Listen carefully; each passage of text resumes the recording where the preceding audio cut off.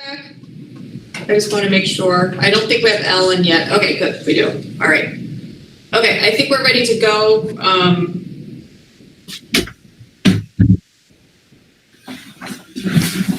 Okay, welcome community. We're on hour 3 of our meeting. So I know you had to switch over links, so I appreciate you staying with us. I'm going to turn it over to Matt right now, who wanted to talk about the governance function, and then I will be going through the 4 suggestions the governance team had, just to make sure that board members understand them and are comfortable with them. Yeah, this is Matt. Welcome back for the beginning of hour 4. Just really quickly, I think that I wanted to clarify, for those that are just getting accustomed to the way the board operates, we have subcommittees that are standing. We have a finance committee, we have HR, we have policy, and we have teaching and learning. And at times we set up subcommittees when we need to move faster or address a certain issue that's of importance. For instance, we've had a legislative action committee for the past 2 years. That's a temporary committee, not a standing committee. So in the case of this governance committee, this has been set up to help facilitate consistent conversation rapidly with the administration during a global pandemic. For that purpose, Erica, Janie, and Lenny have been acting on behalf of the board as liaisons in a committee format. The way the committee works is they then bring the information back to the 7 of us, and we digest it, and the entire board makes decisions.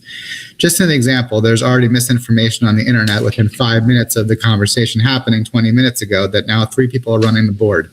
So I just wanted to say out loud that I really think that it's important that people pay attention to what's happening from the school board directly and send us questions you have to our email address. Go ahead, Erica. Yeah, thank you, Matt. And as I said earlier in the meeting, no committees have decision-making power, period. So that cannot happen. But to walk through specifically the 4 suggestions, the first one was... It's showing on the screen. It's up to you. Yeah, a communication to parents to really explain how the hybrid model will work. And so that there's an understanding and a shared commitment to the safety requirements to be in the school system. And we want to make sure that parents understand the masking expectations, are the masking policy, social distancing, and requirements such as hand washing. And so parents understand things like, it's not going to be like going back to regular school. There's going to be places the kids can play on the playground. And I think it's important that our parents understand the commitment we require from a safety perspective to be in the hybrid model, to make sure our staff and our other students are safe. One was a communication that the district sends out to both the city of Edina and city-based sports and activity programs. Sorry. Erica, at the end of each one, do you want to stop and see if there are questions? Sure. So that people can process one at a time? So I will stop between them and see if there are questions. All right, question. So the first one is to send out clear and consistent information about how the hybrid model works to the community. That sounds great. Correct. Ellen? Is that going to focus on just the safety precautions, or are we going to be describing more? From my perspective, it's mostly about safety precautions and ensuring there's a shared commitment for the safety precautions that we have in the school system. And Ellen, we could include a link if you really wanted to the presentation that gives more information, but the goal really is safety related.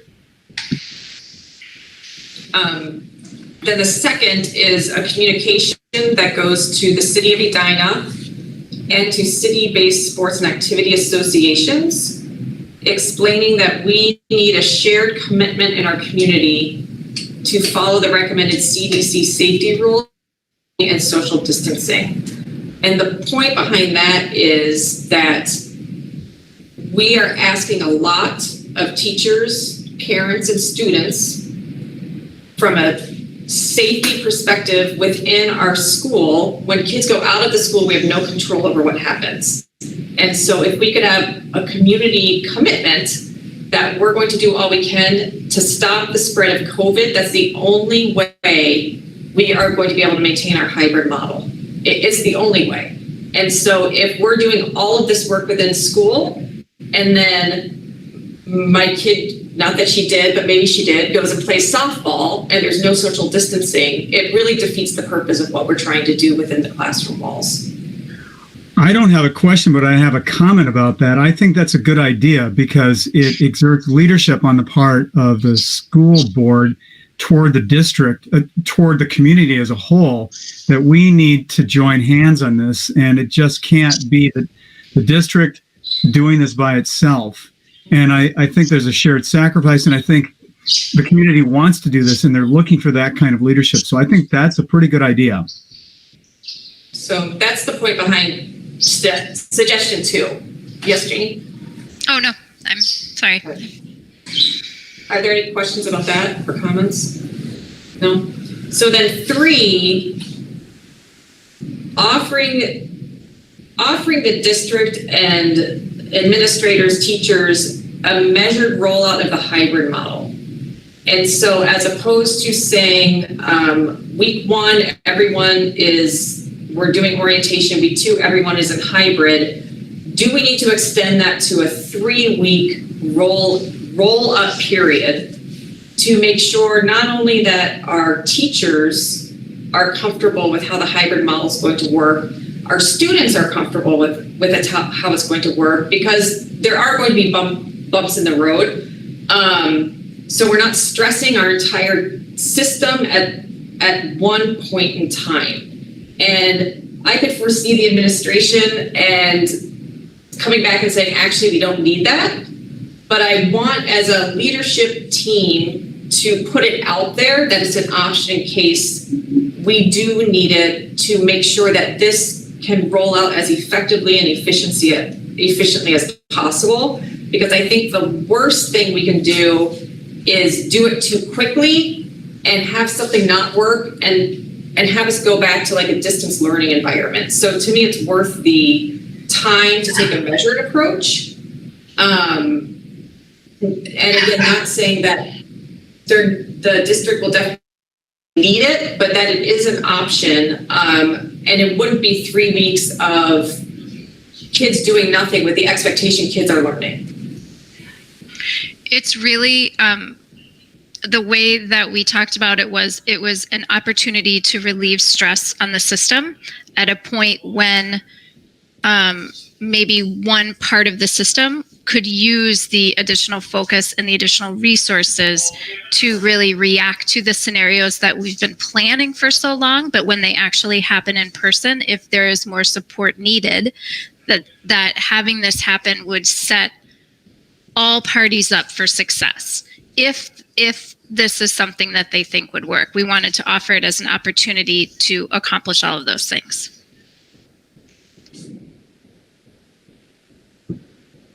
Julie, I'm watching people come up mute. Yeah, I just want to make sure that I'm understanding what this looks like. And I think, Matt, you addressed this also so the Edina Virtual Academy would not be part of this measured rollout. That would still launch as is, right? But then this measured rollout for hybrid would be rolled out, and it would just be rolled out and slow down for the in-person piece, but the learning, the Yes. everything else would still continue with that same week, correct? Okay, just want to make sure I'm totally crystal clear on that. Okay. I think that's a great thing to consider. So thank you. That helps. So, Matt, do you want to go? Okay, so it's in essence. I'm in the same place, Julia, just to make sure we all commented on all 4. Sorry, go ahead. Sorry, go ahead. Yeah, go ahead, Owen. So it's an effort to avoid a false start. And so that the students would still be getting their education. It'd be virtual, so it'd be what they had in the spring, and it would just extend for 3 weeks into the fall.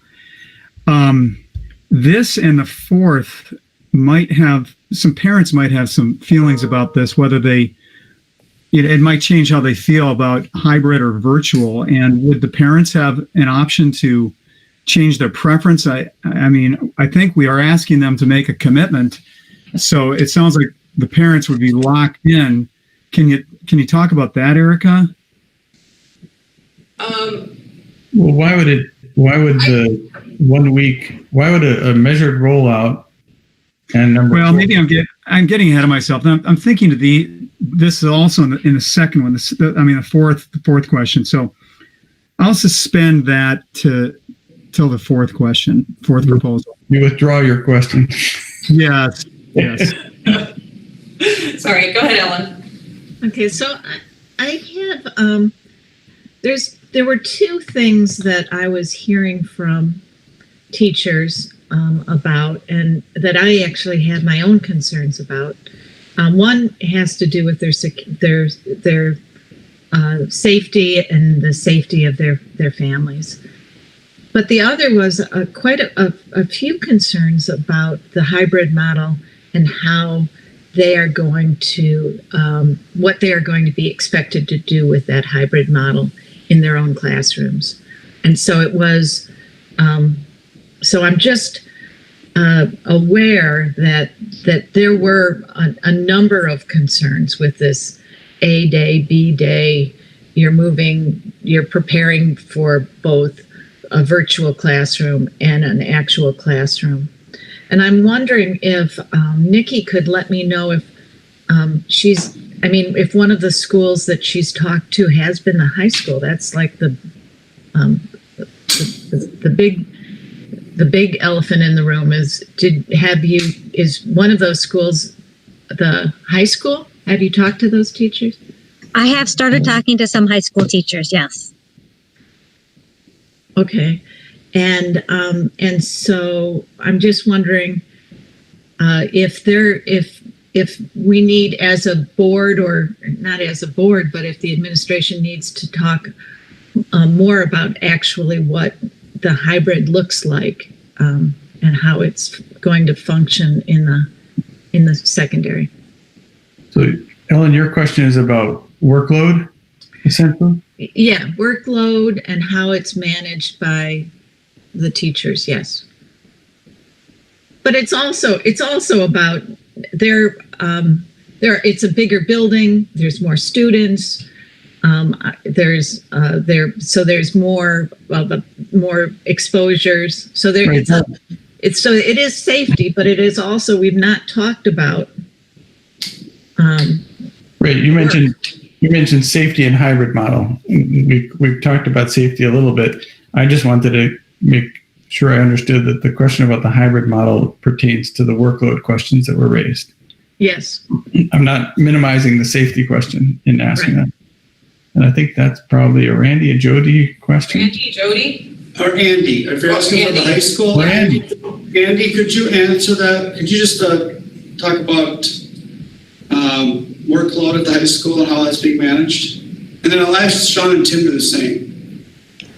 Sorry we caught you eating. Are you having pizza rolls, Andy, or?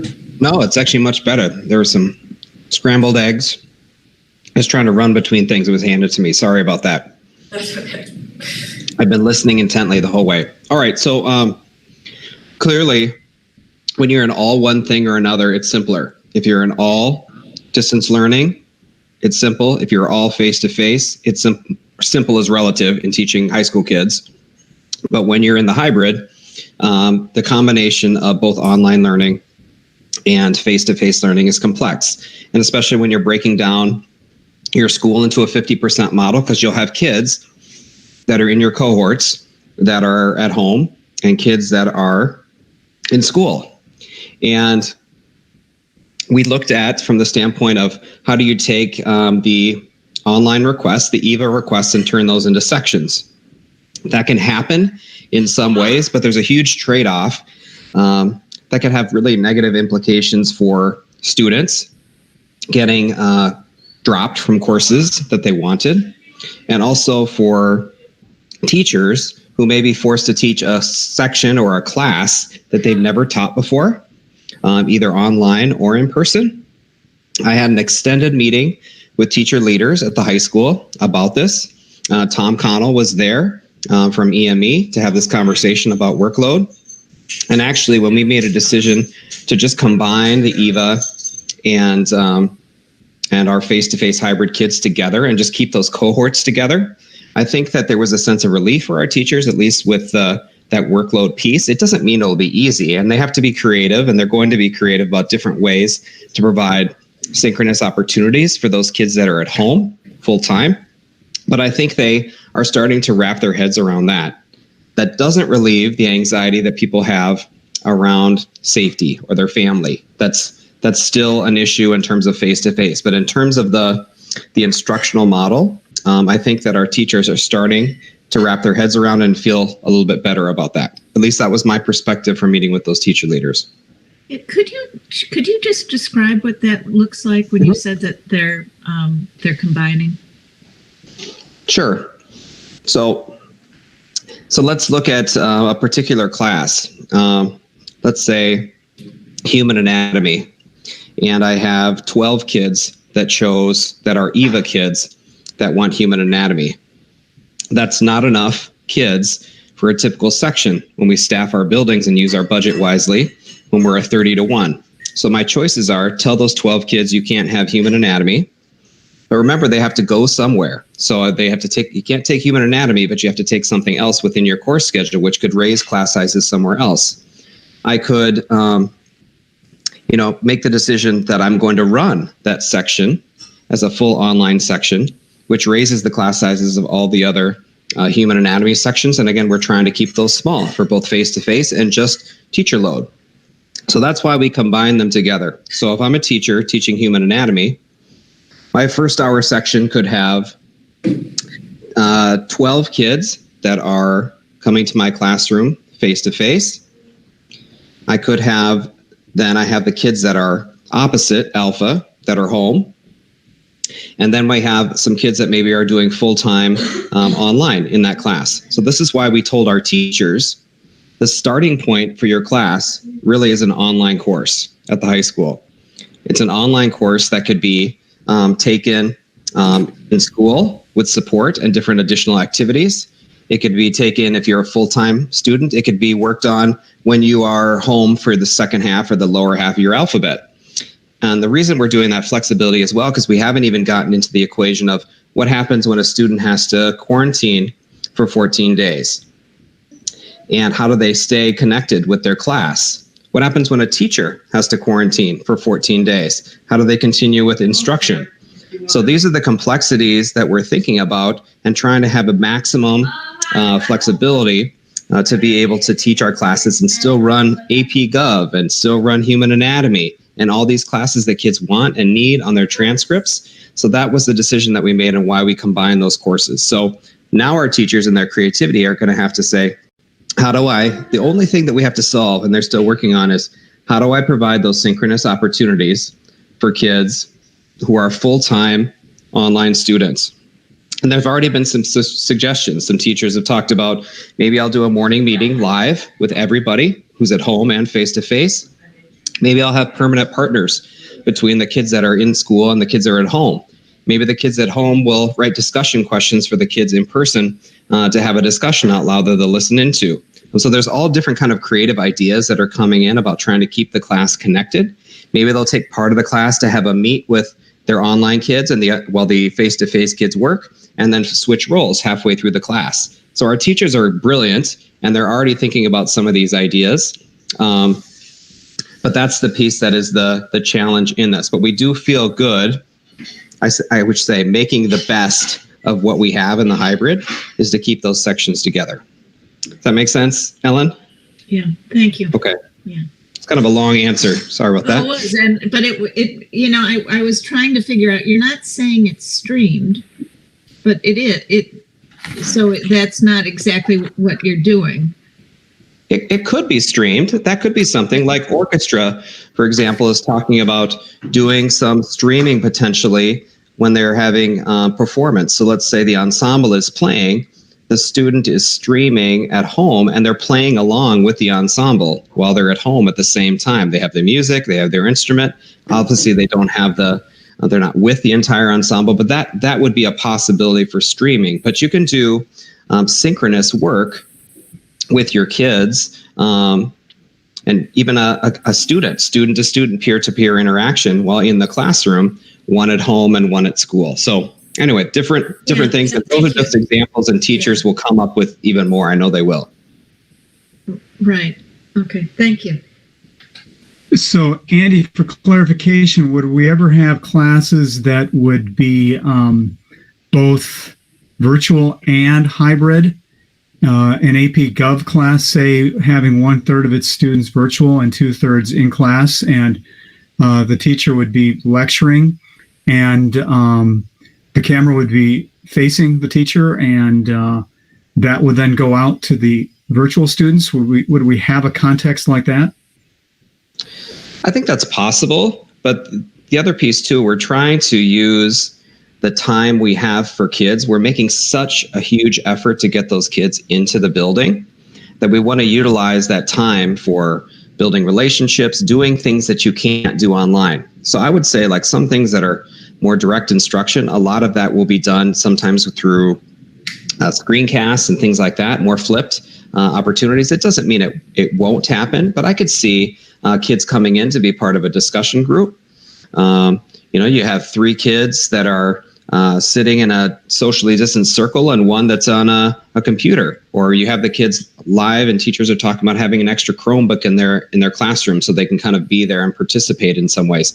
But again, some of this will have to be tried and tested to be able to keep those kids engaged. And that's ultimately what we want to be able to do. But absolutely, a hybrid is the most complicated thing taking on, instead of one thing or another, face-to-face or full distance learning.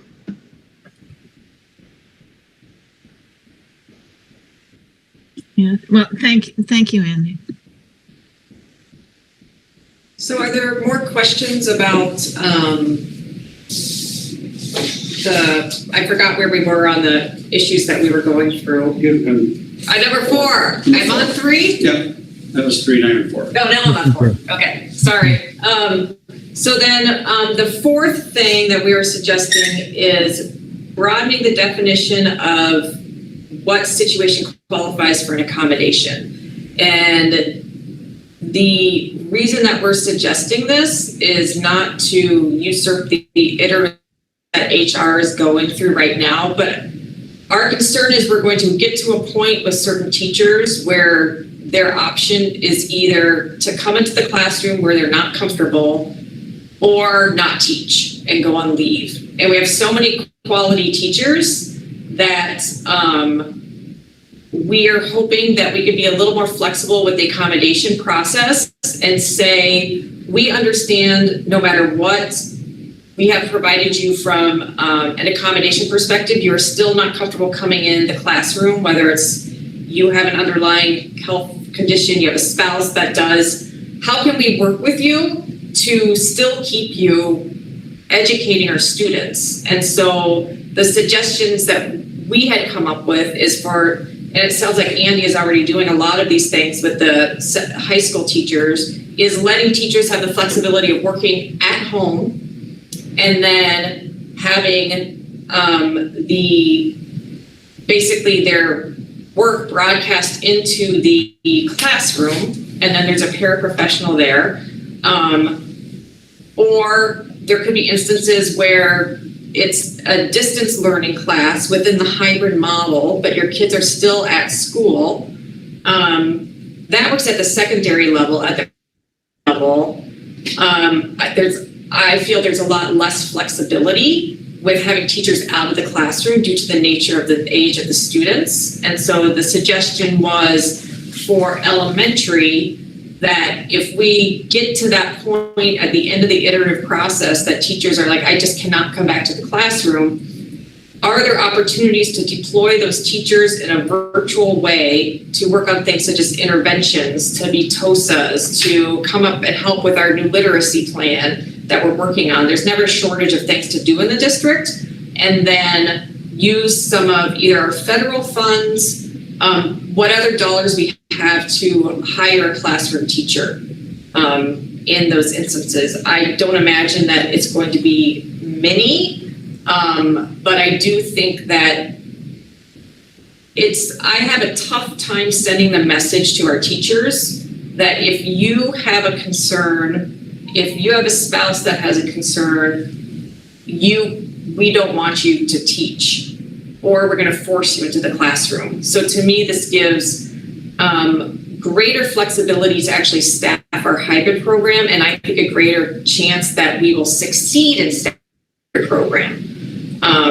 And so that's the suggestion that we have with number 4.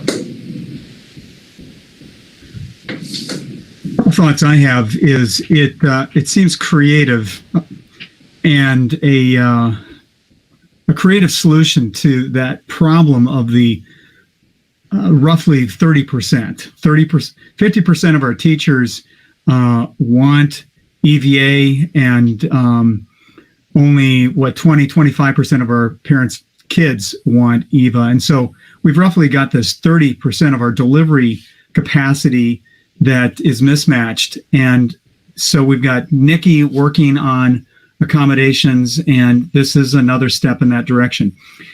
My concerns are twofold, one of which is there are financial implications to it, largely based off of the scale, which we simply don't have some answers on. And the second is that it could potentially, again, depending on the scale of it, change the educational delivery significantly. And then, so the parents who, and this is getting to my question earlier, it may create a different kind of sales proposition to the parents, to the families, in terms of what they're getting into, given the magnitude of this. And I don't think we have answers to this. I think I've been given the best answers that we have to the moment. But just to kind of, that's where I see the challenges with this proposal. And I think that I think that there's a desire to get an up or down vote on this today. That's sort of the feeling I'm getting. I'm a little bit uncomfortable with that because I'd like to have a little more water under the bridge to let this shake out a little bit more and get some community impact, community feedback. I'm all about being expedient and getting things moving right along. But this is where I weigh in on the trade-off that I think maybe waiting till Wednesday to up or down on that proposal would be prudent. But I'm prepared to go up on the hybrid model right now if we're going to vote on that. Yeah, Matt? Yep. I think it's very helpful. I understand how and everything you just said too. I agree with all of it except for the last part. Just together, we always talk about stuff openly. I could vote on that tonight because school start times, things that affect lots of families, and getting community input, super important. Understanding hybrid versus EVA, getting surveys out, getting feedback, having sessions, super important. Making an administrative decision on the board perspective from an HR angle to make sure that we don't have teachers with compromised immunodeficient spouses they can not put in jeopardy with a little bit of a clause in a voting. I don't really need to postpone that from my position. But I understand the general desire to make sure we have enough feedback, Owen, for sure. So just from my position, I'd be comfortable supporting all 4 of these clauses because they're all just giving a little bit of latitude mechanically to get what we all want to get done. Because the last thing I want is to not have all these offerings because Nikki's been too handcuffed in finding solutions when people have healthcare issues at home. And so I don't view these as like separate. We would vote separately on each of these proposals. I view it as I would suggest that we vote on the hybrid program with the caveat that these proposals are included in it. Yeah, that's why I said, but I said I'm good with all 4. That was my summary statement. Yep. So that's my suggestion. It looks like okay. I can always tell when you're about to come off. Yeah. I am. This is a kind of the same question Julie had, and it has to do with we're saying broaden, and that's not sure what that means in this. So when we're talking about broadening the definition of what situation qualifies for an accommodation,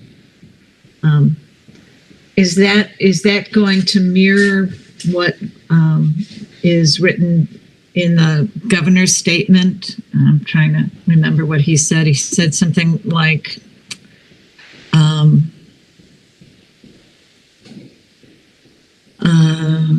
schools must allow school staff whose health is at risk or who have members of their household whose health is at risk to work from home to the extent possible. Is that what we're talking about? I think it's a very hard thing to define because the different accommodations and the asks are so singular and varied. I think that moving in that direction is, yes, what we're interested in, but it's hard to come up with a definition, and this we all week as well. So these things are cut and dry, so that's why we actually use the language broaden, as opposed to having a definition for this is who we think should qualify and should not qualify, and some different things that were brought to us and questions were, what if we have a teacher that has very severe anxiety and does not feel like they can go to the classroom, or they'll have panic attacks and they cannot function as a classroom teacher? That doesn't fall necessarily in any of those categories, but to me, that would be something that we should take seriously into consideration as to if that teacher can function in a hybrid model, and do we need to offer them something different? And so I'm not trying to avoid the answer. I can't necessarily pinpoint a definition, even though I know that would be so much more helpful in the decision-making process. So, yeah, Lenny? I agree with what Erica just said. I'll note that at 2 or 3 meetings with us in administration, this question came up, and we were not able to come with a specific definition due to the fact that so many things end up being fact specific. If any board member has a basic definition that becomes sort of a minimum template, I'm certainly open for it. But otherwise, again, Erica's example, I would agree with. The references you made to what the governor said clearly are within our parameters. I don't know where we would go from there. Nikki, I saw you pop up on screen. It's suddenly gotten dark outside. It did. It is dark out. Sorry, I haven't moved inside yet.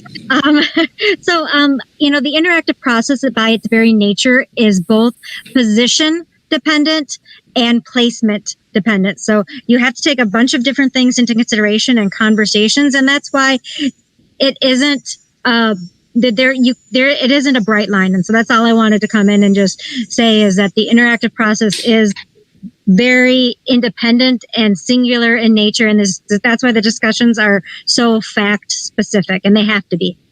So Nikki, maybe the question that I have now is simply, with these 4 proposals and additions to what we were talking about earlier, would it be more likely that you can work through the staffing concerns? I'd want to confer with my principals first to answer that question, just because they are closest to the conversations. I'm the one leading them, but I actually go back to them for advice on things that we can accommodate and things that we can't accommodate. And so that's why broadening, we just, as John mentioned, we just received the suggestion of broadening the accommodation process. So I'd want to go back and confer and see what would that mean to them. Okay. Thank you. So then when you get the same emails the rest of us get, and you see what teachers have written in and said, here's my circumstance. Obviously, I'm not going to get into any of them. And those are people who receive placements contrary to their preference and accommodation. So the question then becomes, in a broader context, if we had a broader accommodation, are those all individuals that we could accommodate? Now, let me shift over briefly.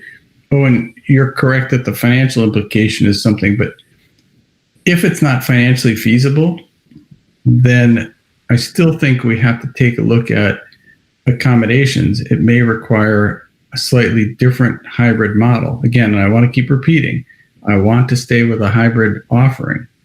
But if we can only staff 70% instead of 77%, that's what we should be trying to do. Other districts have thrown in the towel. I don't want to do that.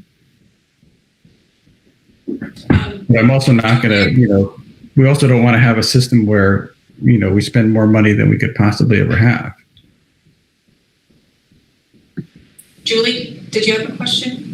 No, I had a comment. I think that this conversation for number 4 about broadening accommodation makes sense. I think that part of this is what I'm hearing from Nikki is it will help with the flexibility. The flexibility to make sure that our teachers are in a good spot, which is the key, right? That's why we're doing this. And so I'm in support of it. I mean, I think that it's, as long as our administration, our principals, and our teachers and Dr. Schultz are in a good spot in delivering this with these, then I feel good about it. And it sounds like that is a possibility. So I appreciate the creative thinking around it, because I think that accommodation piece is a cornerstone to this whole program. So I'm in support, and I could vote on that in addition to the hybrid model tonight. So just want to make that comment. Thank you. So are there more questions, discussions that we need to go through before we actually move to voting on this issue? Ellen? Yeah, I want to make sure that we don't give our virtual academy short shrift in this whole discussion. Yep. And so it is something that I do have a few questions. We've learned a lot over the years, so I'm going to really shift. So I'm sorry, I'm going to it's great. Yeah. This, but move to a more full-bodied discussion on what we are offering our students who have chosen the virtual academy, and that was in the surveys that were first sent out.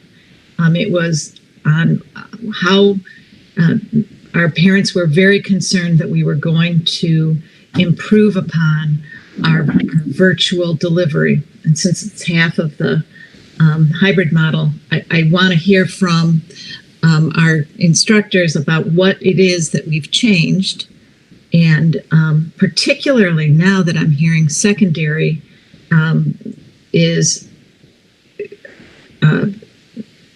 the way that that's going to be delivered in certain classes. I want to make sure that our virtual students are not overlooked. So if you can respond to that some Andy or Tim or somebody from Randy or Jody, I know both of you are working on it. Jody, I know you've been working on it. So one of you want to step into that?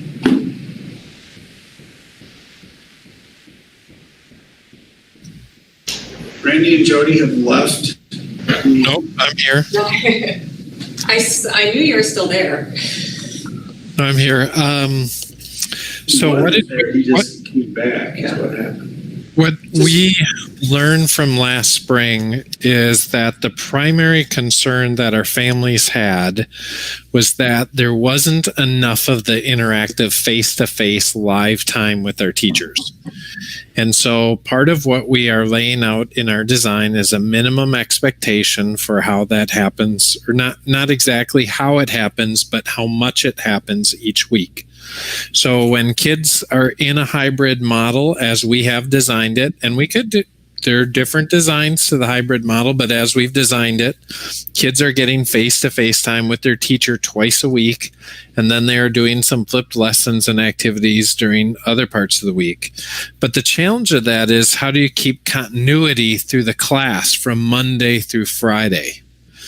So that's what we're working on. So part of the expectation is that there is more face-to-face time, more connection time with the students. Students also reported that as being significant and being engaging. We know that kids are more successful when they have some flexibility around exactly when assignments are due or how they do their work. And that was one of the things that kids really reported, that they really liked the flexibility of an online learning environment where they could manage their time and their workflow differently. So one of the major things that we're looking at is, how do we increase the teacher live interaction with the kids and have an expectation of standardizing that across the system? Jody or Andy, Tim, Sean, I don't know if anybody else wants to add into that. Well, I think Andy did an excellent job of describing it earlier, and describing how that connection with the classroom doesn't always have to be the face-to-face interaction with the teacher. We strive for that, and we'll find opportunities for that. But as he described, even it can be students connecting with students, right, in both settings. And so we're trying to be creative. And just as he described his high school teachers, the real practitioners engaging in the work, we see that same thing happening across the middle and the elementary. As the teachers start to engage in the conversations with it, they're coming up with more and more creative ways to engage in that face-to-face time in the classroom. That really looks different, and we'll learn more as we go, and we're ready to learn more and see what works best for kids. Okay. I think at the end of the day, the business that we are in is changing brains and growing brains to their maximum capacity. And the way you do that is by creating highly engaging learning environments. So it really is about, what are the things that are engaging kids and motivating them and getting them interested and curious and wanting to learn about the content. And so that is the ongoing continuous improvement of schools, is to find ways and figure out ways and multiply ways of things that really engage kids. And then when you find those, you increase them. And some things that work for some teachers don't work as well for other teachers. But that is our commitment, is that we're going to continue to get feedback from teachers and families, and we are going to look at how we continue to engage kids in the learning process through virtual learning opportunities and through that pathway. Because as Randy speaks about engaging the kids, ultimately, lifelong learning is empowering and driving that learning yourself. So I've seen opportunities and examples of kindergartners even driving that learning in distance learning. And we have to continue to believe in the power of our students to engage and our teachers to teach them to do that. Great. So, well, thank you. I was looking for some kind of a distance learning framework, even a few guiding points that the district is going to be maintaining. And with that, I would suggest things like a standard start of the school day meeting or advisory for secondary. Things like checking in for a synchronous start of a class in secondary. But these are things that I have, or that if you're doing total virtual, there's a lot of universities that require every 8 to 10 minutes some touch point, so that even they know that college students need that type of engagement, and that a lecture on a screen that lasts more than 10 minutes can lose attention. But I'm looking for the district to come up with some of this framework, whether it's that they can post a week of online learning at the beginning of a week, so a family can plan out what's going on and what the expectations are and what the learning expectations are. But I know that there's a lot of great ideas out there and that we're doing some really great stuff, but what I'm not hearing is that framework, and I'm hoping that maybe you could pull that together for us and for the community. Yeah, we do actually. We plan to add some sample schedules that represent those parameters and add those to the academic tab on the family dashboard. We have not added those yet. We do want to meet with all of our EVA teachers at the elementary and talk through that to finalize it. We definitely have some ideas of parameters and some guideposts and some expectations that we have across the district. But we need to have that discussion when our teachers get back, so that we can finalize that and then communicate it out to the community. But we do plan to do that. Thanks a lot. Yep. Are there any more questions about the EBA or anything else? I want to make sure that we have a robust conversation and everything that we need before we actually vote on this. Just a couple of other comments that I have. One of which is for the public. We have received, as has been alluded to a number of times here tonight, a whole series of agonizing emails describing teachers who are facing going into the classroom, but they requested EVA and they've got home situations. We can't name names, but we want to accommodate that and to the best that we can. So I think it's a reasonable proposal, and I think it'd expedite the process of getting hybrid off the ground, and I think it's a flexible idea. Probably the biggest issue I have is I wish it weren't walked in and that we had had more time to talk about it and for the community to give us some feedback and to gauge some community sentiment on it. And we walked in the letter that we sent out to the district that's had mixed responses.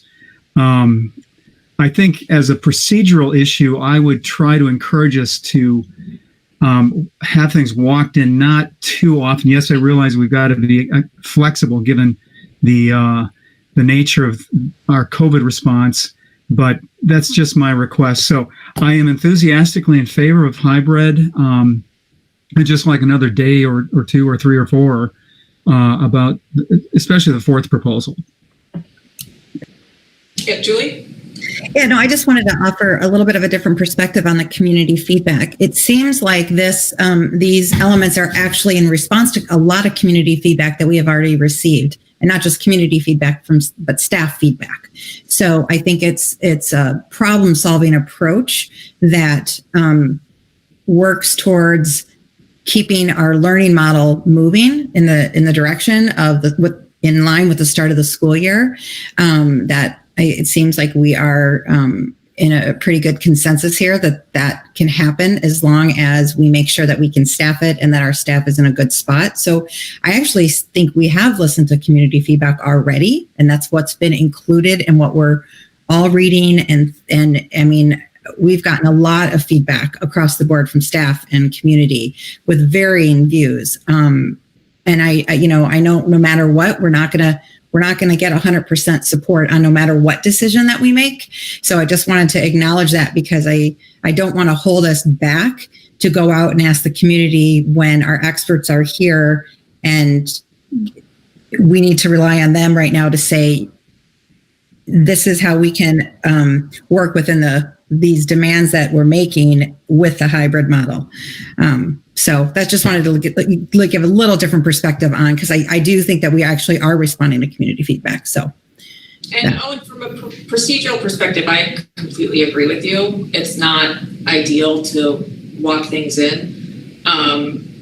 We're just, the time frame that we're working under is beyond compressed, and so like we didn't we didn't finish discussing this till about 4:00 today. So that's it, but I completely agree with you.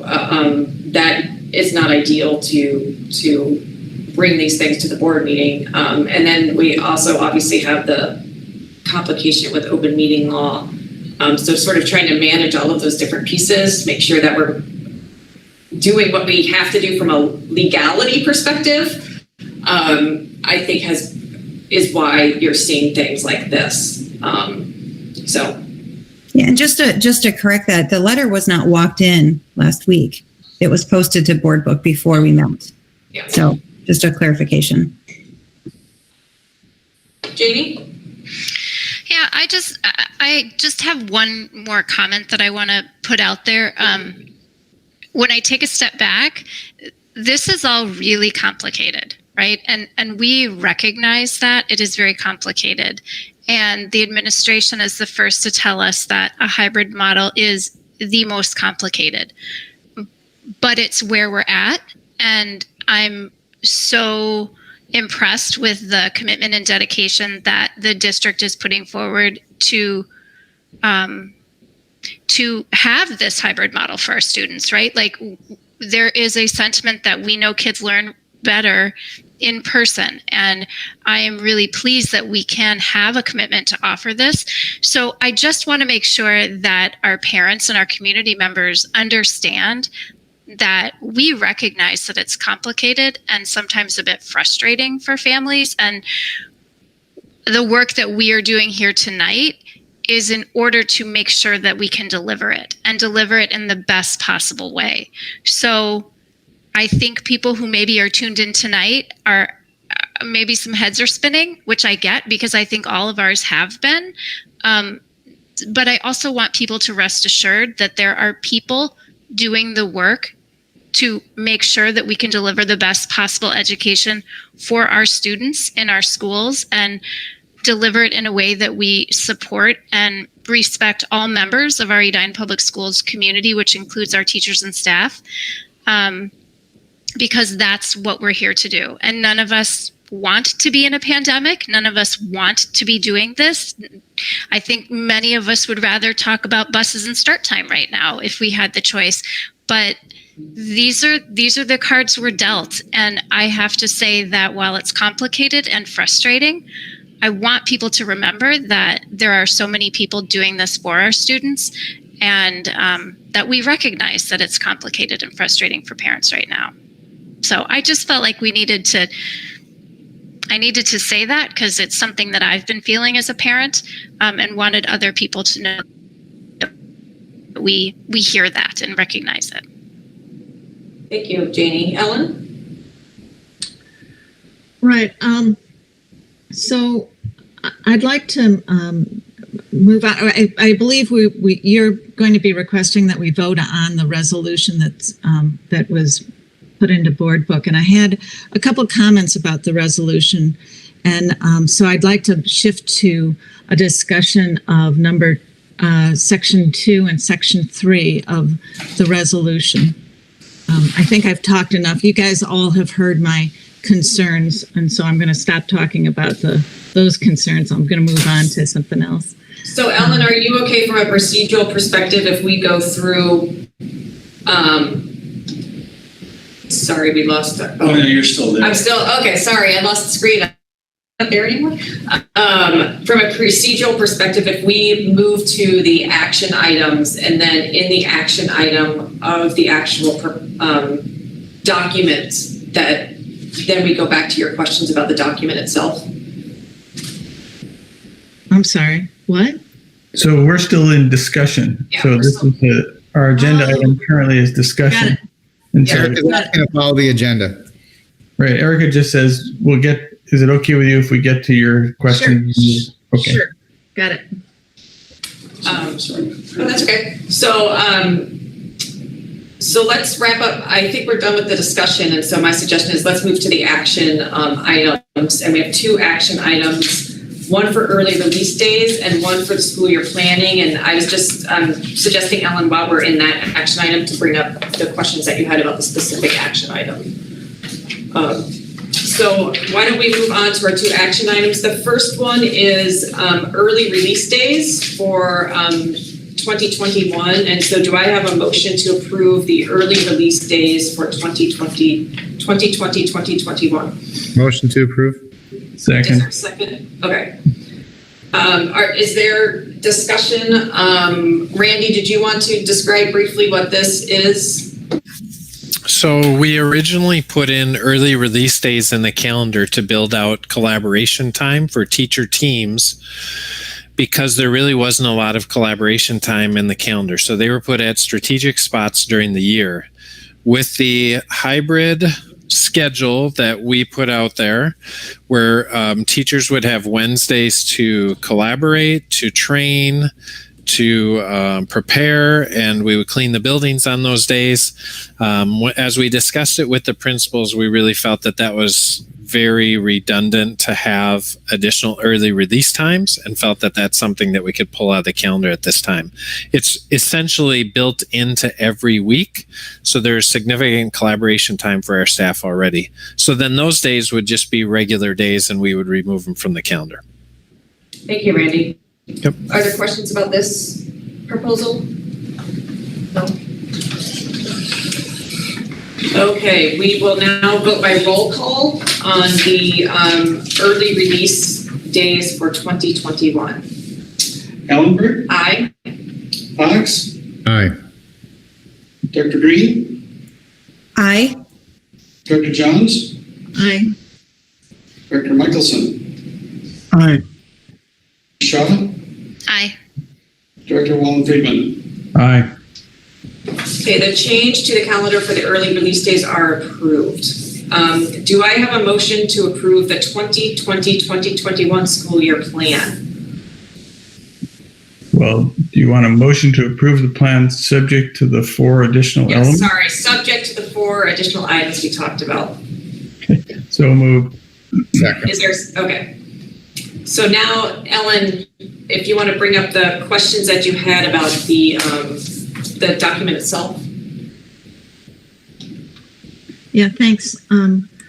I would like the board to look at section 2 of the Be It Resolved on page 11. And what I'd like to do is just, my concern about this section is that because of the way that we operate, we can never discuss whether or not we deem it appropriate for the superintendent to have made a change to the learning model unless we discuss it at a meeting. And so what I would like to do is to change the wording of the last sentence to state that within 4 days of learning of a model change, the board will be presented by, the superintendent will present the board with his change in order for us to confirm or change the decision. But it would have to be an action item. So I don't have the exact words, but my concern in reading this is there's no mechanism for us to just even give it a thumbs up or a thumbs down. So I would put that into my resolution. So the only challenge with that is I've been told by the Department of Health that it may be that the Department of Health will instruct me to go to another model overnight. So I don't know that the 4 days would work. I would do all we can.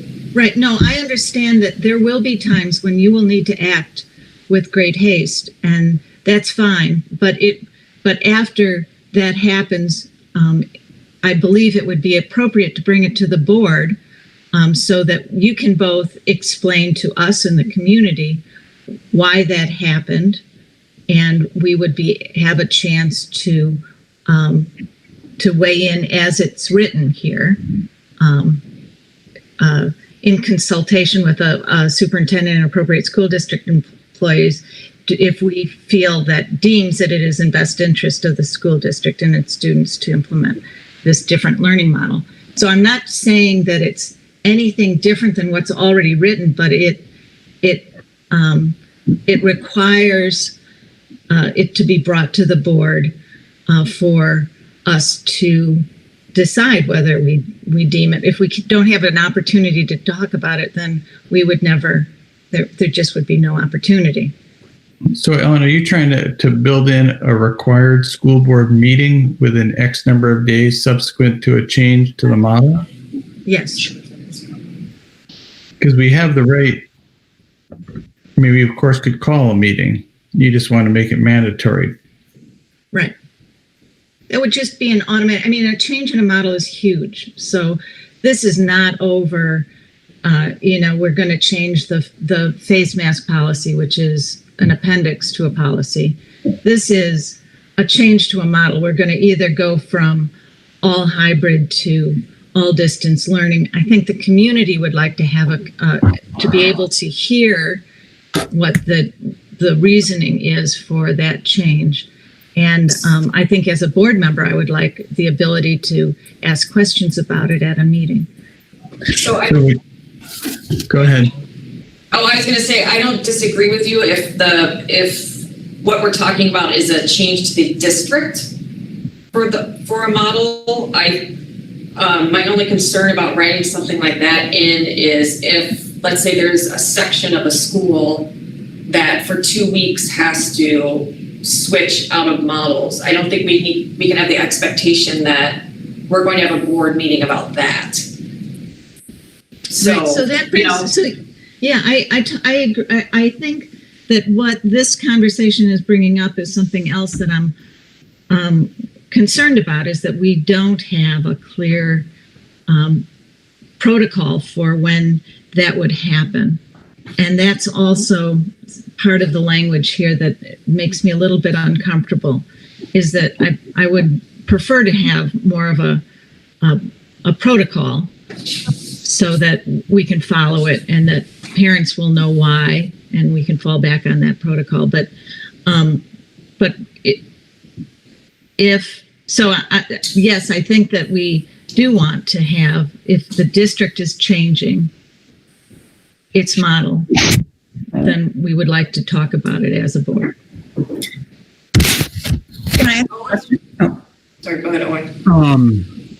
Just briefly, I like the idea because I think it strikes a balance between giving the administration flexibility and the ability to act expediently, which I think we really need right now, with the need for the board to be informed, and that we make it a mandatory issue with something as significant as a educational model change, that the board then becomes informed, the community can watch and listen, get some feedback. So I think it's a good idea. So what if there's added verbiage that says, if, as opposed to just saying the district will meet 4 days, if we specify very clearly that in the instance that the entire district has to shift models, that it requires a meeting within that certain time frame. So it's very clear we're not just talking about if it's a section of one school. Does that make sense? I think that would make sense. I would be fine with that. Thank you. I like that too. Are others okay with that? Well, can I just ask a clarifying question to John? Wouldn't a move from learning model be already the protocol would already be set up through the Department of Health? So, yeah, so if you follow what the Department of Health with their numbers, that would be, so we were told two things. One is to watch the Hennepin County numbers, which may force us into one of the models. The other scenario we need to be prepared for is that if the Department of Health sees a localized outbreak within the community, then they may ask us to shift quickly into in case of an outbreak, it would probably be into distance learning. Is that what you're asking, Julie? Yeah, that's what I'm asking. I just wanted to make sure. I mean, I just want to make sure that if we are you suggesting we put 4 days to do the meeting? The suggestion is if the entire district has to shift, if we, in 2 weeks, we're told you can no longer do hybrid, Right. everyone has to go to distance. It's in that circumstance that there would be basically a required board meeting within 4 days to inform the board why and inform the public why. Okay, I understand that. I'm a little concerned about the 4-day window though, because we have to post things for a public meeting 48 hours ahead of time, correct? So then you're back in 72 hours. 72 hours. So then we have to have everything posted for the meeting immediately when the decision would be made that we're moving models. I'm just not sure there's not enough time, but I'm not, John, is that enough time? 4 days? Well, yeah, I mean, obviously I'm telling you the reasons and justifying the reasons why. Obviously, we would be telling the public and the parents why we're shifting. Right, right. So if the board wants to have a meeting to talk that over and discuss the rationale, that 4 days is plenty of time to get it posted. Okay, I just wanted to make sure. It seemed. And I'd have to ask Trevor what constitute an emergency meeting. I don't know if to see if that would be an emergency meeting or we could call that immediately. It might be because it's based on safety. So I think that 4 days makes sense. Okay. That's John, fine. I think there is actually MSBA language that specifically calls out health pandemics with emergency meetings. So, Lenny? So is that 4 calendar days or 4 work days? Well, just because, if it happens on a Wednesday, then are we having a Sunday meeting? I think it would have to be 4 calendar days. I use the number 4 because I was trying to remember what open meeting law was. So I honestly, Open meetings 3. I'm a little flexible on that. I just, and I'm saying it to not have it wait too long. The parent, this is just the opportunity for us all to meet as a group to discuss what is happening to a major event in our district. And so I would suggest if you wanted to put calendar days or I don't care. Whatever makes most sense to John, actually, in as far as organizing it.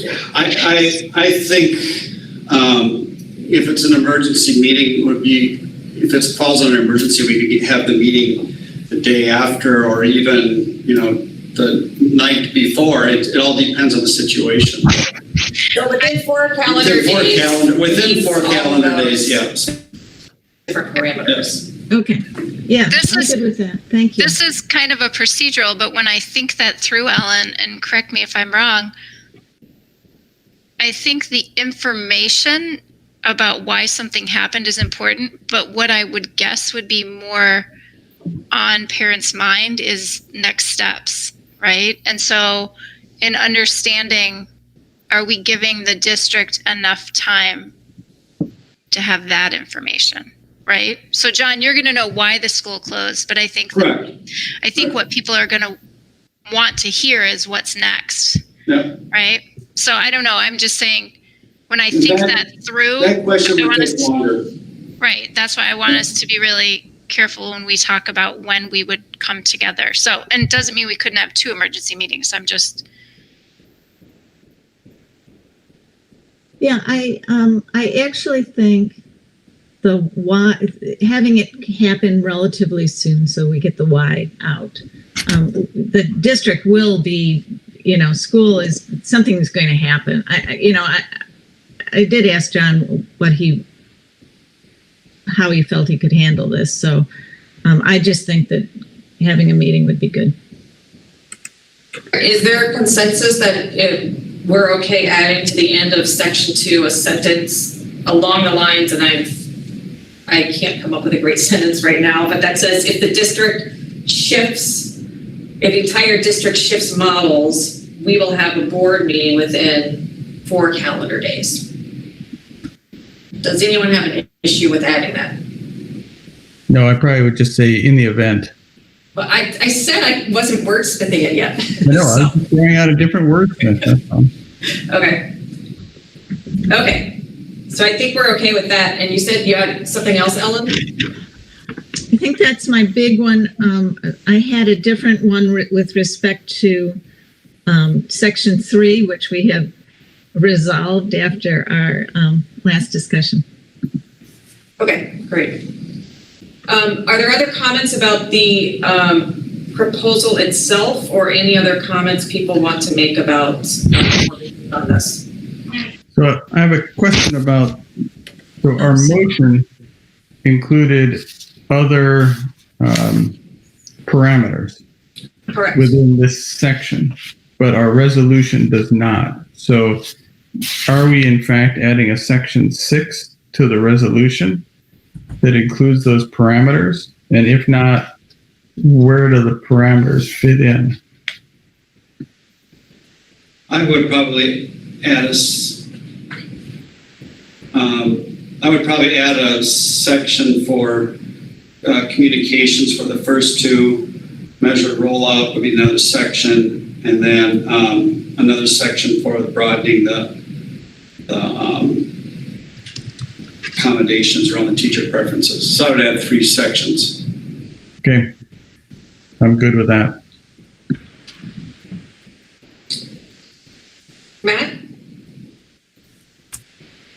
No, I don't have anything to say. Oh, sorry, you're off mute. So, Owen, did you have something to say, or you just off mute?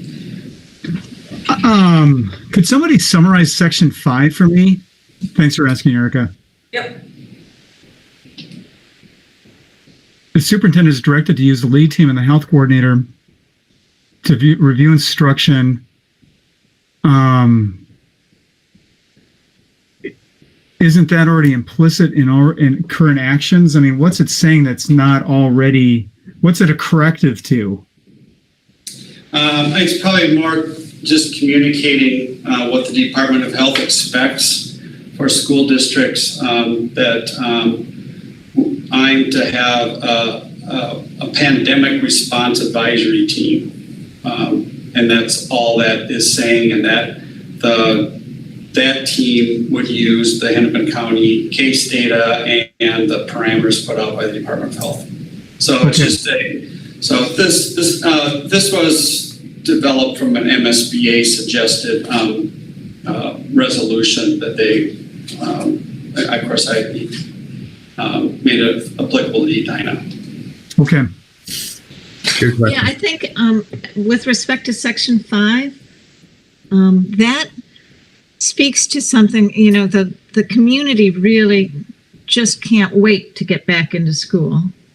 And it would be really, in a way, I don't know, is it possible to develop a plan that we can point to, that we could move to opening up elementary school? I'm looking at this and it there's a lot of words here, and it's all pointing toward input and feedback that we're looking at. But what I'd like to do is to make sure we do have a plan so that we can shift and start, when we need to, or when we can, to getting our kids back at school.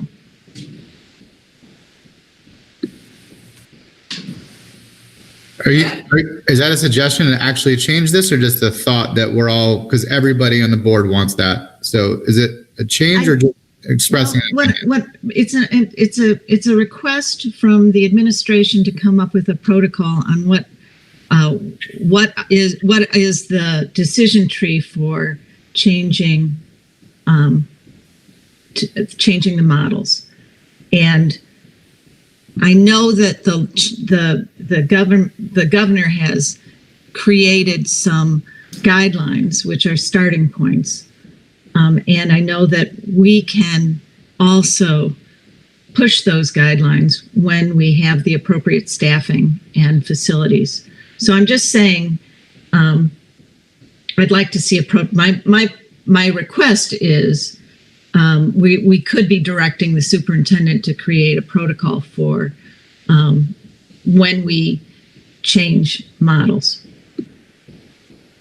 I think you're already working on that. Yeah, we're working on that as we are. I mean, we're right now focusing on the models that we need to launch in weeks. So, but those are the next steps. And the governor, I'm not sure if it's an executive order or if it's in the MDE, is that if the Department of Health or those county numbers reach or trigger a change in the model, then we're given, I believe, 2 to 3 weeks to make that change. So we do have some space. The only time it wouldn't be is if the Department of Health directed a community to lock down and then go to distance learning. Then that would not be 2 weeks, it'd be an immediate thing. So, That makes me very happy, John. so just for clarity, the guidelines provided by the state, in other words, the number of cases per 10,000, are merely starting points. They're not dictates to what the district is supposed to do. And we know that because many districts are using a more conservative model than what the data would suggest. They are a starting point. Okay.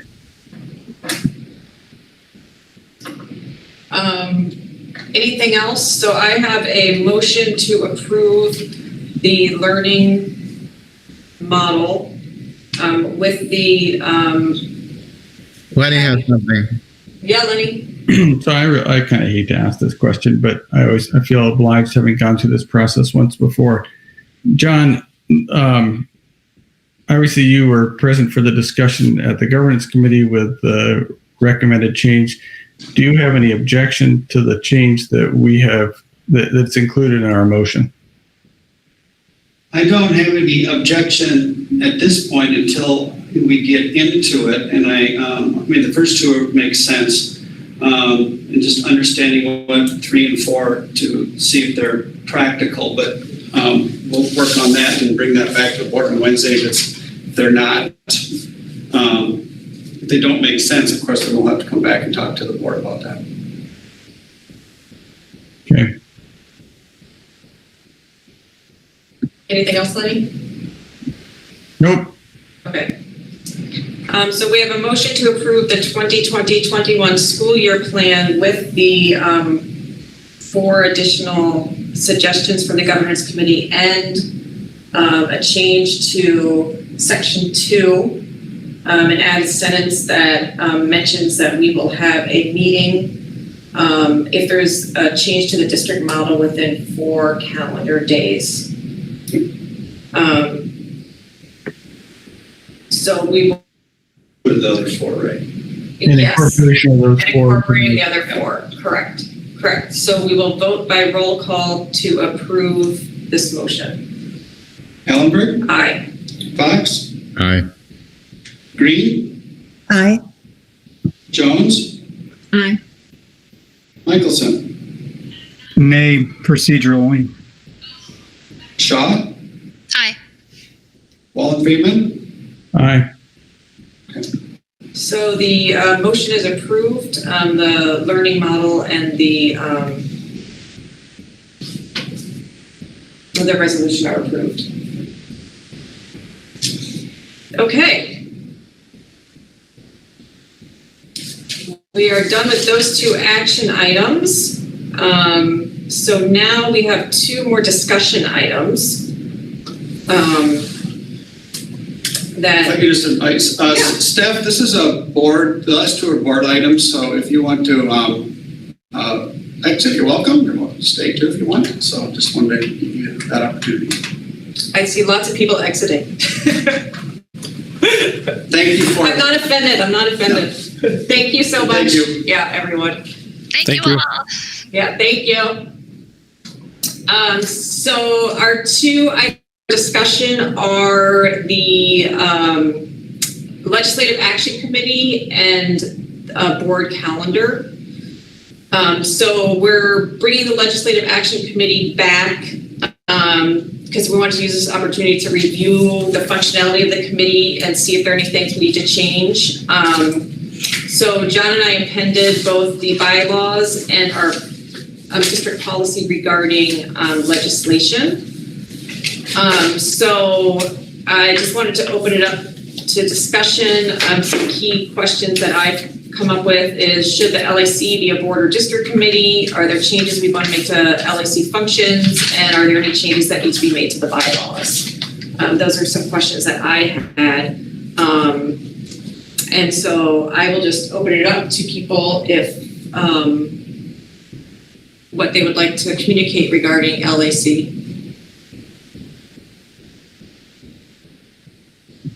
So I do think that we're going to need to get into the organizing documents to make sure that they're consistent with the direction we want to go, given, having had an opportunity to roll it out and take a look at it. I mean, as an example, I do think that we need to have an administrator who is assigned to LAC to make sure that the LAC is creating or proposing platforms that are consistent with the direction that our leadership is looking at, or at least they can have that discussion. So I don't know that they're necessarily required at this stage within the current documents, but I do think that they should be. So those are just some initial thoughts.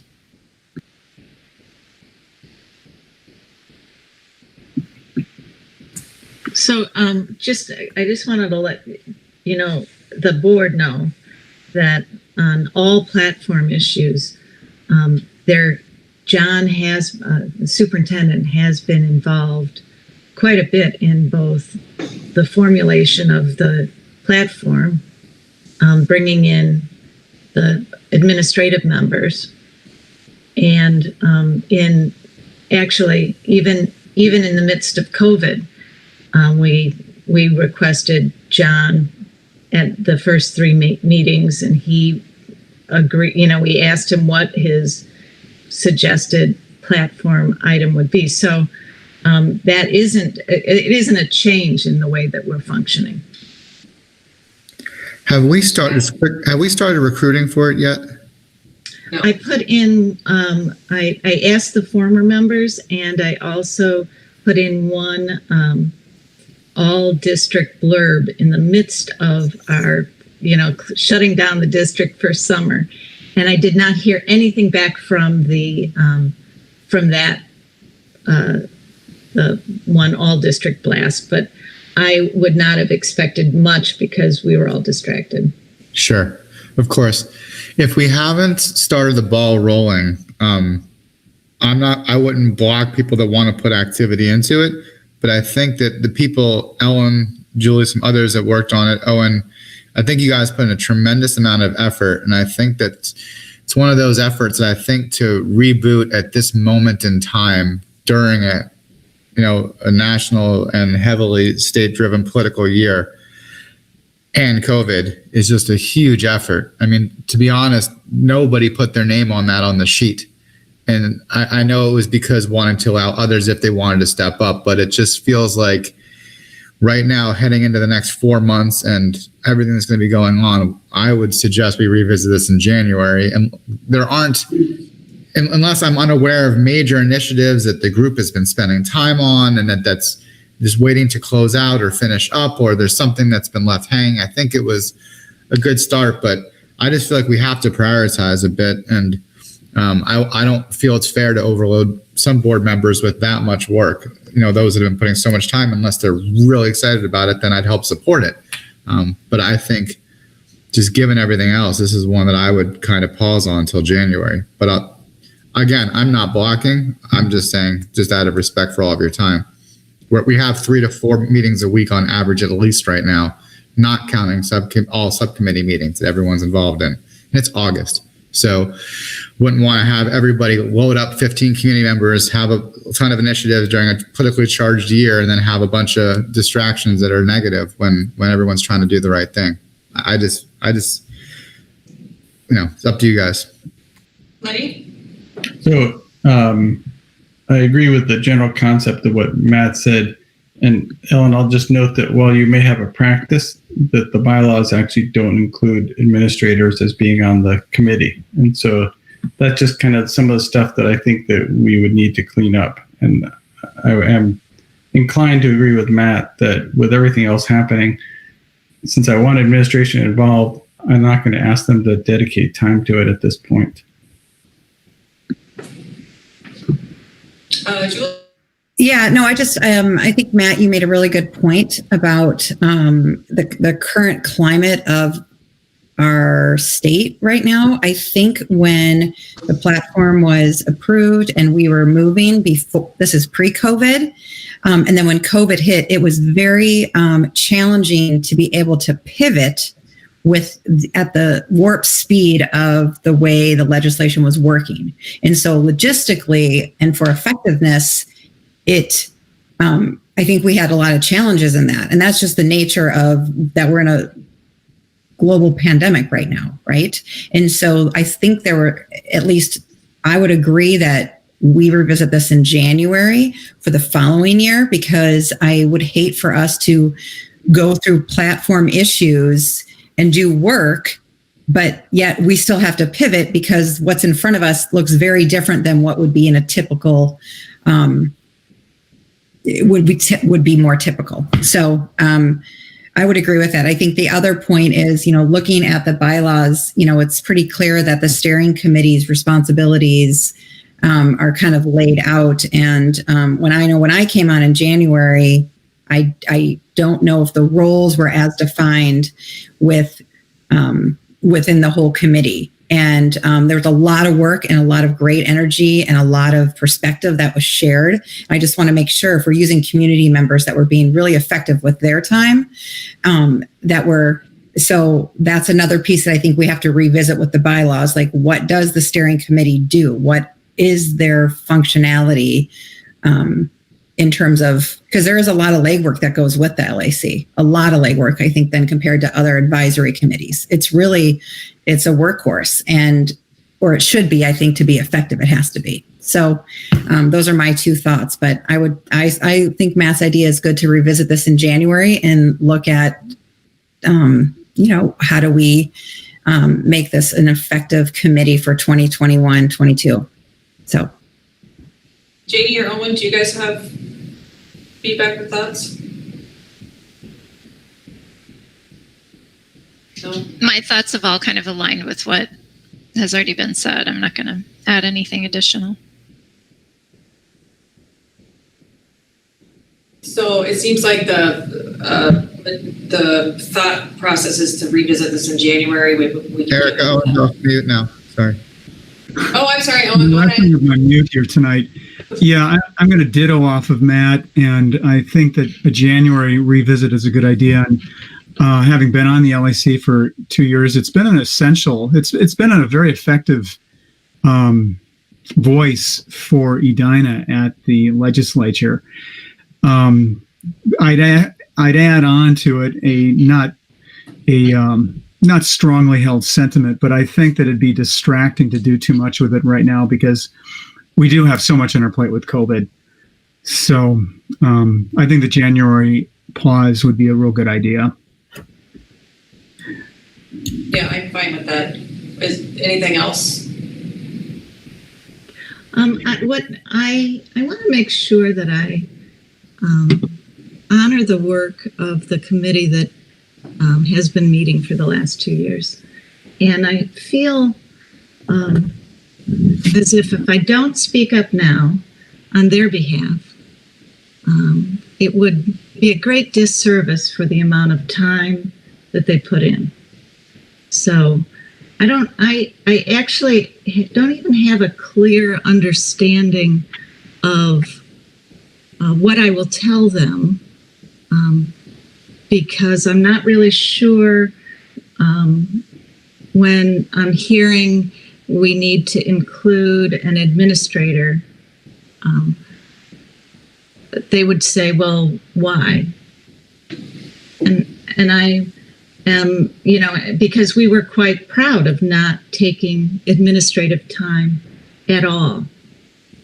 And so to say, and John came at we didn't force him to come. He came, and I think he came because he truly cared about the fact that we can create systemic improvement to public education through advocacy. And hopefully I'm getting that right, John, but I always felt that about you, Sure. that when you came, it was truly with that spirit, and we were not acting in any way that you felt that we were going off on tangents or being controversial in front of the community. I felt that you understood that the group of people there were truly public servants. And I want to thank them for their service. If this is the way that the board wants to go, I know that you guys all look too tired for me to try to force you to say we should continue and that we don't need any changes in the bylaws. I'm not going to do that because, to be quite honest, you guys are too tired, and but I am going to say that when you start something and then put a stop to it, the people that have agreed to continue, the ones that have been working on it, it'll be hard to get going again in a similar way. And as we were talking, we normally do questionnaires for the candidates for the coming fall. This is a big election year. Election years tend to be years where people get energized by public service. So I don't think that there would be a problem recruiting. And I don't know why I'm saying all these things, because it looks like I'm trying to talk myself into a ton more meetings in a very busy fall. And I actually, I'm going to listen to all of you. And if you don't want this service that is being offered by volunteers, that's fine. And I really, I could go either way. As I said, I didn't sign up for it because I thought maybe somebody else wanted to do the job of being chair. I don't need to do this, but I do think it's important work, and it's really important work, especially now,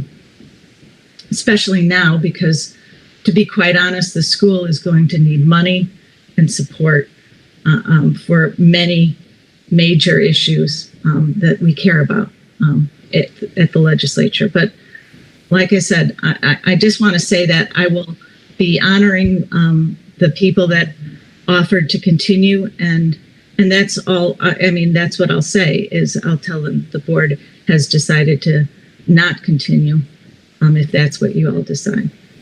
Well, just real quick, I could run 10 miles right now. I'm not too tired to try to do the right thing. I just don't like that characterization, just to be candid. I think that we're thinking about what is the best thing as a team and as a district. I just asked if there are initiatives that are ongoing and you have a team and you guys are meeting throughout the summer and you want to drive this thing, then say it. You know how much work this is, but this is not killing something. It is August. I'm suggesting 4 months from now, we pick this up with vigor and focus after a political season that's going to be nasty during a pandemic when we're already going to have 3 to 5 meetings a week. So I'm in support of whatever you want to do. This is not a tired group of 6 people killing something. It's for people that are putting in volunteer time. That's not a fair characterization. So if you want to drive this and run this and come back with the whole plan, let me know how I can help support you. Owen? Oh, I was just going to say, Ellen, this has been your creation. You've shouldered 90% of the work of it. And, from Matt's earlier comment, if you want to carry it, then I'd be supportive of you. And you do make a good case that, and I saw a very dedicated group of citizens, community members who had their hearts and souls in it. And so if you want to pick it up again, I'd be supportive of it. But, I guess I'm projecting myself onto you a little bit, that I feel a little bit, my schedule is tight with all the things I'm doing in the school board, and let alone what you're doing. So I think it's just a concern of prioritization, but I think if you really want to run with it, yeah, you've got my blessing. So my concern is not would never want any volunteer to feel that this is an indictment of the work that they've done or a lack of appreciation of the work that they've done, because it's not at all. And I also the work that you've done, Ellen, because I know that you've put a ton of work into this. I think I share the sentiment, being concerned about the bandwidth of not just us as a board, but our administrators, and that to move forward, there are some things we have to work through. That is my only concern. It's not anything about the value of what the work that the LAC does at all, because I think it is very valuable. I think that there's just so much going on in our district that, to me, this is I have a hard time prioritizing administrators' time to put forth the effort they would need to move this along, and so that's why I'm in favor of taking it up again in January. So.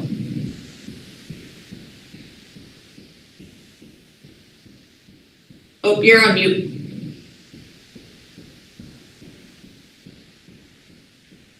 So it sounds, I am very curious at what you would be changing if you were going to be changing anything. I don't know if I have an answer for that. I think, though, that, for example, right now the LAC doesn't exist as a permanent committee. It doesn't exist as a district committee. It's sort of in this no man's land. And so, like, that is a discussion that I think that we need to have, is if it's a board committee, we need to have 2 other board members on it. If it's a district committee, then the district should own it. So there's some, I think, some procedural things that we need to work through. I just don't think that from a prioritization perspective that can be our priority right now. Okay. Well, I understand all that, and I really do understand how busy we are. I will be happy to revisit this in January. All right, thank you.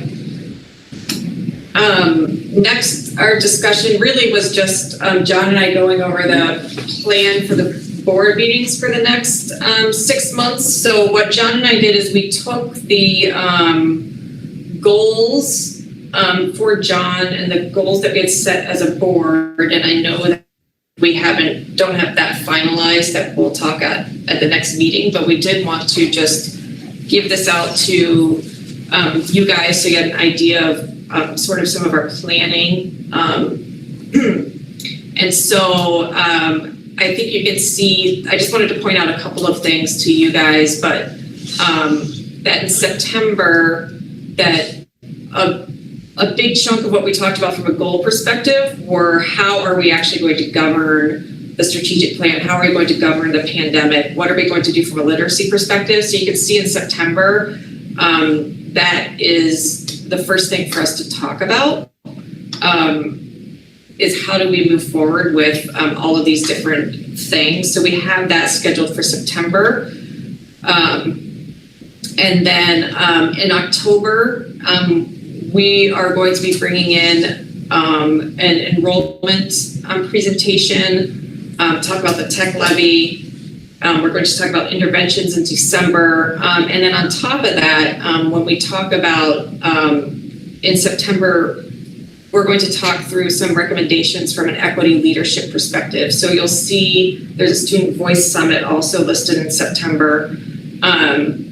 But I just wanted to get this out to you guys so you could have a better visual of some of the meetings that we have coming up. Anything? No, that's perfect. Yeah. And then I'll align the work of district leadership around this also. Yeah. And so in our next board meeting, which I was actually going to have us added to the work session, we'll be looking at the final, well, hopefully final version of superintendent goals and board goals.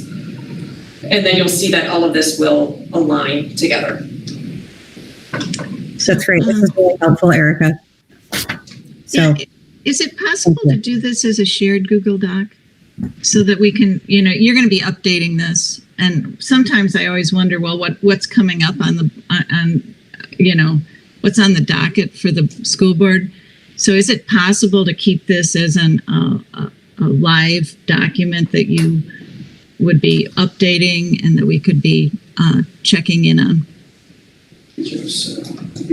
I think so. I just want to make sure we can do that and also meet open meeting law requirements.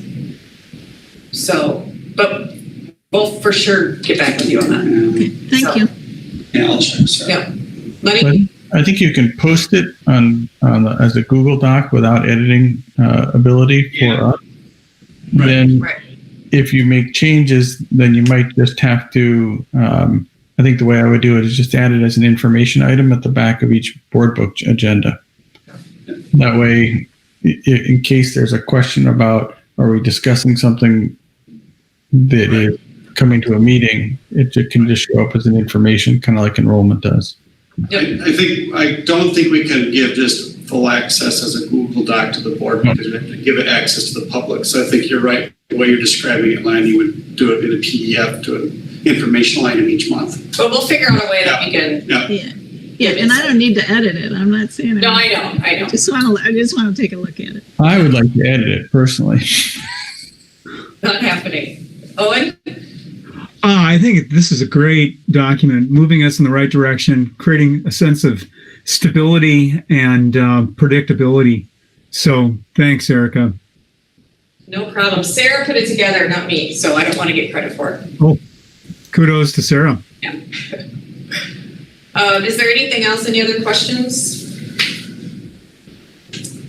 We'll move on to leadership updates then. And the only thing I wanted to mention is since we did change the different committees that we're part of, if you've already done it, great. If not, if you could just let like the PTOs and you're now the rep on that, what you're representing. So that's my only leadership update. And we will not have a meeting tomorrow night, even though there's one scheduled. I'll make sure the public knows we're not going to have that. Oh, I'm so sad. Matt wanted one. Yeah, Matt's going to be meeting tomorrow. Zach and I will be here from 5 to 9 if anybody wants to join us. Yeah. Erica, I don't even know if this is the right time, but I had a comment on the masking policy. I know we have it as information. Can I do that or no? Procedurally, what's the? Is it just a language thing or only ask it if it works. What is it, Jeannie? I, in thinking it through, think that it's important for us to not only talk about people wearing masks, but I believe that there should be verbiage about not disturbing other people's masks. Oh, I'll have that. That's a good one. We can add that to the appendix. Okay. And actually it follows, I think Nikki put in it follows the dress code policy too. Mm-hmm. So, yeah. Okay. I can have her add that, yeah. Actually, and I have a couple things on the dress code, the masking policy. Okay. 2 things. One is that it talks about taking off your masks during the time that you should be keeping your masks on. And I don't have the policy in front of me. I'm really sorry, mate. I didn't print it out and I can't find it, but it has to do with taking your masks off while you're singing, which that's the time. That is one of the times where you are bringing out virus into the room. So it doesn't make sense not to require masks while you're singing, unless you're outside. So there's that problem, and then the other problem is also has to do with when you're exerting yourself. And those are to say that you don't need a mask when you're exerting yourself because you're going to be breathing heavy indoors. So if it was outdoors, yes, for both of those, but indoors, that is exactly the opposite of the way that I would be protecting